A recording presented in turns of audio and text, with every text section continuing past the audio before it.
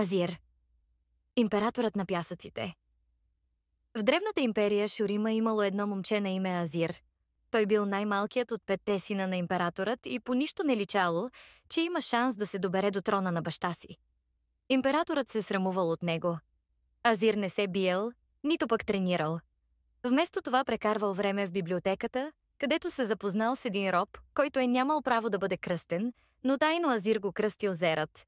Те бързо станали приятели и Азир го направил негов личен работник.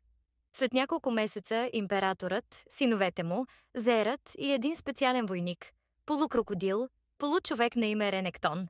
Той бил един от възнесените. Войни получили благословията на богът Слънце, превръщайки ги в елитната войска на императорът. Те пътували из Шурима и отседнали в провинцията за нощта. Всички спели освен Азир и Зерат, които гледали звездите. Без шум и изключително бързо се появили наемни убийци, като един от тях хванал Азир. Зерат си спомнил едно заклинание, за което чел преди време и повалил наемникът, спасявайки Азир.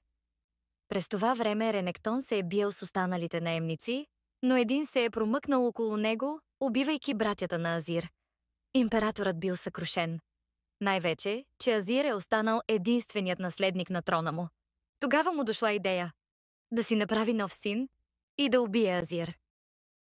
Императорът обаче не знаел, че Зерат се досетил за плана му, саботирайки всяка бременност с забранени заклинания. Един ден обаче, императрицата успяла да забременее. Минали месеци и в денят на раждането, мълния ударила императрицата и бебето. На следващия ден дошла новината, че императорът отнел живота си, но не било вярно. За всичко бил отговорен Зерат. Азир му бил обещал, че ако стане император, ще освободи всички роби, затова Зерат забързал процеса. Зерат станал император, но не освободил робите.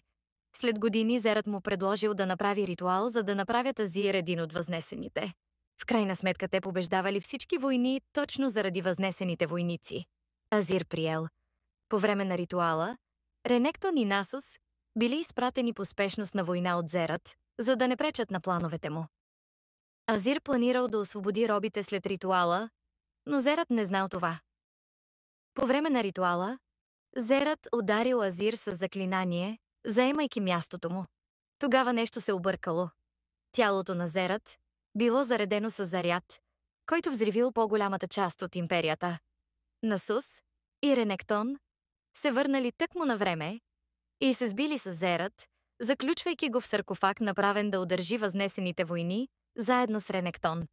Около 300 години по-късно, по време на